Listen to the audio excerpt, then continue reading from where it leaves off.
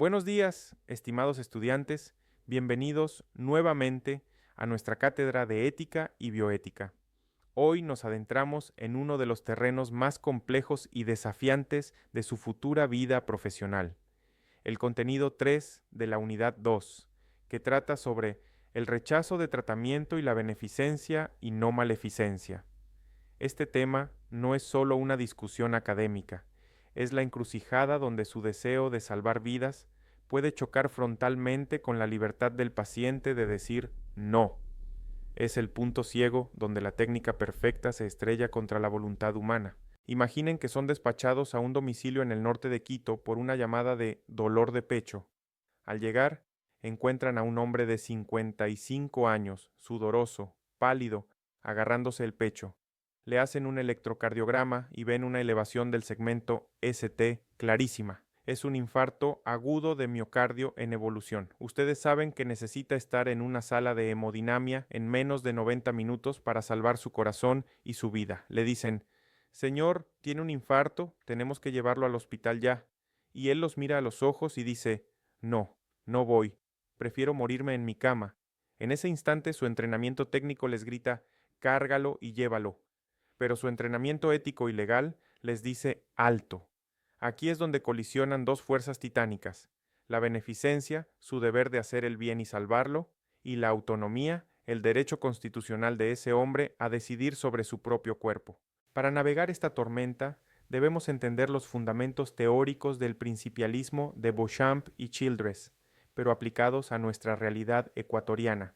Primero, la beneficencia. Tradicionalmente, la medicina era paternalista. El médico sabía más y decidía por el paciente. Hoy, la beneficencia en la atención prehospitalaria significa competencia técnica, respuesta oportuna y maximizar el beneficio. Ustedes estudian y se entrenan para ser competentes porque eso es hacer el bien. Pero ojo, la beneficencia tiene un límite infranqueable. No pueden imponer el bien a la fuerza a una persona competente. Si lo hacen, si suben a ese señor a la ambulancia contra su voluntad, están violando su integridad y ese acto de amor se convierte en una agresión, en maleficencia. La no maleficencia, el primum non nocere, nos obliga a no dañar. Y el daño no es solo físico, como poner mal una vía. El daño también es violar derechos. Forzar un tratamiento es un daño a la dignidad y autonomía, tan grave como un daño físico bajo la óptica de los derechos humanos. Y finalmente, la autonomía, que en Ecuador es el eje rector constitucional. El paciente ya no es un sujeto pasivo que espera ser salvado, es un usuario activo con derecho a la autodeterminación. Esto implica dos obligaciones para ustedes, la negativa, de no interferir en sus decisiones, y la positiva, de fomentar su capacidad mediante información clara y veraz. Sin información, no hay autonomía. Ahora, aterricemos esto en el marco jurídico ecuatoriano, porque su libertad también está en juego. La Constitución de 2008, en su artículo 66, garantiza el derecho a la integridad personal y a tomar decisiones libres e informadas sobre la salud. El Ministerio de Salud Pública interpreta que el derecho a la salud no es la obligación de estar sano, sino el acceso a los medios. El ciudadano puede rechazar esos medios. La Ley de Derechos y Amparo del Paciente refuerza esto. Todo paciente tiene derecho a decidir, a aceptar o declinar. Pero, ¿qué pasa con el Código Orgánico Integral Penal, el COIP? El artículo 146 sanciona el homicidio culposo por mala práctica profesional si infringen el deber objetivo de cuidado. Muchos temen que si aceptan el rechazo y el paciente muere, irán presos por abandono u omisión de socorro. Pero la ley es clara, no hay omisión si se ofrece la ayuda y la víctima la rechaza competentemente. La clave, y escuchen bien esto, es demostrar que la ayuda fue ofertada y rechazada, no negada. Si ustedes respetan el rechazo informado, están cumpliendo la ley, no violándola. El punto crítico aquí no es hacer firmar el papel de descargo para lavarse las manos.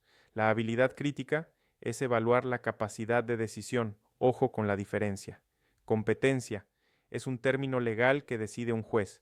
Capacidad es lo que ustedes evalúan en la escena. ¿Cómo sabemos si ese señor del infarto tiene capacidad para rechazar? debemos verificar 4 componentes psicológicos.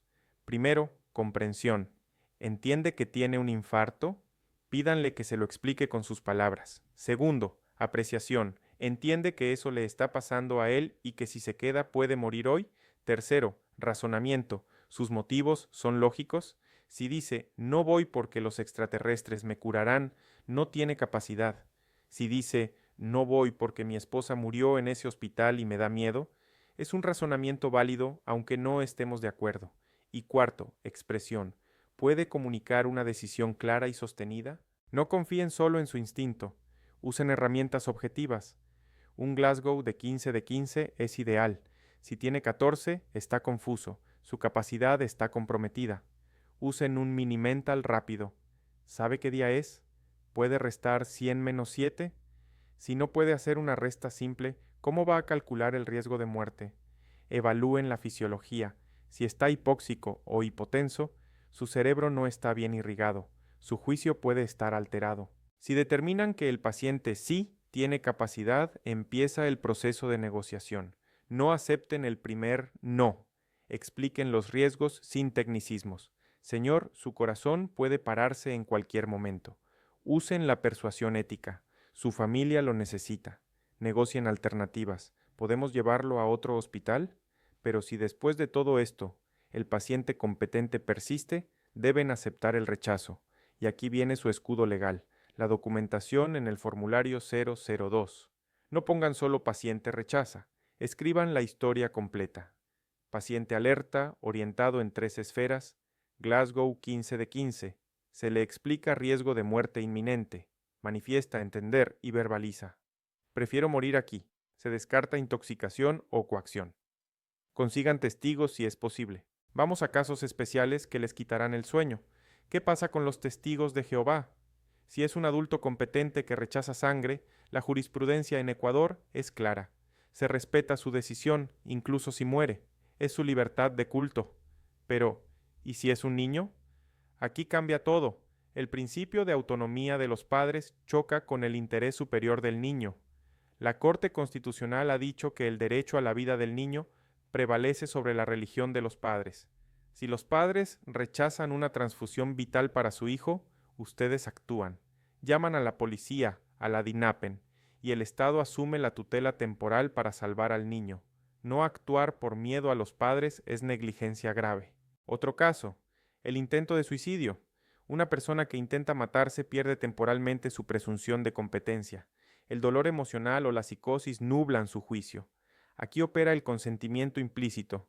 Asumimos que cualquier persona razonable querría ser salvada de un impulso autodestructivo transitorio. Si el paciente se pone violento, se usa contención y se traslada. No se respeta el rechazo en suicidio. Y finalmente, un tema muy actual, la violencia criminal y el código plata. Si los despachan a una zona de tiroteo activo o donde hay grupos armados y la escena es insegura, su deber de socorro se suspende. El principio de no maleficencia también aplica a ustedes mismos. Un socorrista muerto no salva a nadie. Tienen derecho a negarse a entrar sin resguardo policial. Eso no es abandono, es seguridad laboral e integridad personal. Continuando con esta inmersión en la ética operativa y aprovechando estos minutos para blindar su práctica profesional, quiero que regresemos al concepto de la capacidad de decisión, porque es aquí donde la mayoría de los paramédicos cometen errores que terminan en los tribunales. Les dije que no confiaran en su instinto, pero ¿en qué deben confiar entonces? En el protocolo estructurado de evaluación. Para que un rechazo sea válido, ustedes deben verificar 4 pilares psicológicos en el paciente, y si falta uno solo, ese paciente no tiene capacidad legal para decirles que no. El primer pilar es la comprensión. No basta con que el paciente asienta con la cabeza cuando ustedes le hablan. Ustedes deben preguntarle, ¿puede explicarme con sus propias palabras qué le acabo de decir sobre su estado? Si el paciente repite mecánicamente lo que dijeron o los mira con la mirada perdida, no hay comprensión. El segundo pilar, y quizás el más sutil, es la apreciación. Esto significa que el paciente entiende cómo esa información general aplica a su propia vida y futuro inmediato. La pregunta clave aquí es, ¿entiende que si se queda en casa, su corazón podría detenerse esta noche? He visto pacientes que entienden que tienen una hemorragia, pero creen por una negación irracional que no les va a pasar nada o que son inmortales. Eso es una falla en la apreciación y les da a ustedes la potestad de actuar bajo el principio de beneficencia. El tercer pilar es el razonamiento. Ustedes deben indagar en la lógica interna del paciente preguntando, ¿por qué prefiere quedarse en casa en lugar de ir al hospital? Si la respuesta es coherente, como no tengo dinero o no quiero dejar a mi perro solo, aunque nos parezca una mala prioridad, es un razonamiento válido. Pero si la respuesta es alucinatoria, como los extraterrestres vendrán a curarme, o incoherente, la capacidad está fracturada por una patología psiquiátrica o tóxica. Y finalmente, el cuarto pilar es la expresión, la habilidad de comunicar una elección clara y sostenida. Un paciente que cambia de opinión cada 30 segundos o que entra en mutismo no está tomando una decisión válida. Ahora profundicemos en un escenario que está cambiando radicalmente en el Ecuador, el final de la vida. La Corte Constitucional, con la histórica sentencia número 67-23-IN, despenalizó la eutanasia bajo condiciones estrictas de sufrimiento intenso y enfermedad incurable. Aunque la eutanasia es un proceso programado, esto tiene implicaciones enormes para ustedes en la ambulancia cuando se encuentran con la ortotanasia o muerte digna. Puede que lleguen a un domicilio donde un paciente con cáncer terminal está en paro cardiorrespiratorio y la familia les muestra una orden de no reanimar o documentos de cuidados paliativos. Aquí el principio de no maleficencia toma otro rostro, el de evitar el encarnizamiento terapéutico. Iniciar compresiones torácicas en un paciente que está muriendo naturalmente de una enfermedad terminal documentada no es salvar una vida, es violar la dignidad de su muerte y prolongar la agonía. Sin embargo, su deber es validar esa documentación. Si hay dudas, si los papeles no son claros o si hay conflicto entre los familiares en la escena, la norma de seguridad jurídica para ustedes es iniciar la reanimación hasta llegar al hospital, donde un comité de ética o un juez puedan aclarar la situación legal. También quiero ser muy específico sobre cómo el Código Orgánico Integral Penal, COIP, evalúa sus acciones, para que pierdan el miedo y ganen prudencia. El artículo 146 sanciona la infracción del deber objetivo de cuidado. Pero hay una frase en la jurisprudencia que es su salvavidas. La mera producción del resultado no configura infracción. Esto significa que el hecho fáctico de que el paciente muera no los hace culpables automáticamente. En emergencias, trabajamos con pacientes que ya están muriendo. Para que un fiscal pueda acusarlos de homicidio culposo, debe probar un nexo causal directo. Debe demostrar que fue su acción específica o su omisión específica la que causó la muerte y no la enfermedad de base.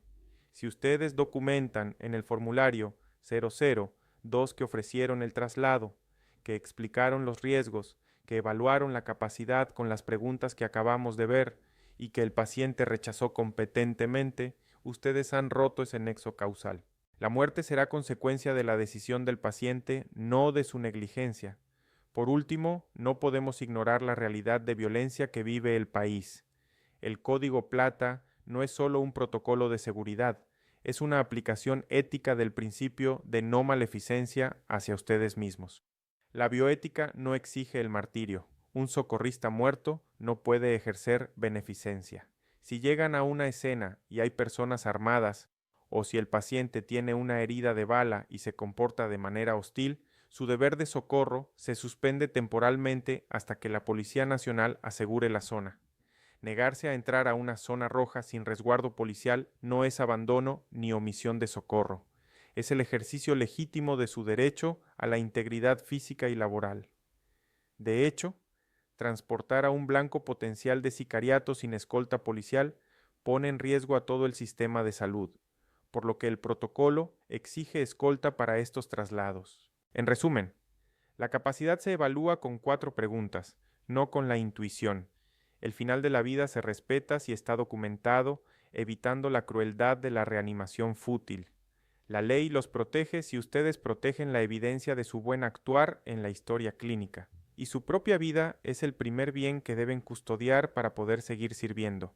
No sean solo técnicos que aplican vendajes. Sean bioeticistas operativos que entienden que cada decisión en la ambulancia es un acto jurídico y moral. Sigan leyendo, sigan cuestionando y lleven esta armadura ética a cada turno. En conclusión, el rechazo de tratamiento nos lleva al corazón de nuestra profesión. Nos obliga a entender que nuestra misión no es salvar vidas a toda costa como en las películas, sino cuidar personas respetando su dignidad. En Ecuador, la autonomía es el norte, la capacidad es la llave y la documentación es su escudo. Aprendan a evaluar la mente tanto como el cuerpo y serán profesionales integrales, éticos y seguros. Muchas gracias por su atención, revisen la bibliografía y prepárense para discutir casos reales en la próxima clase.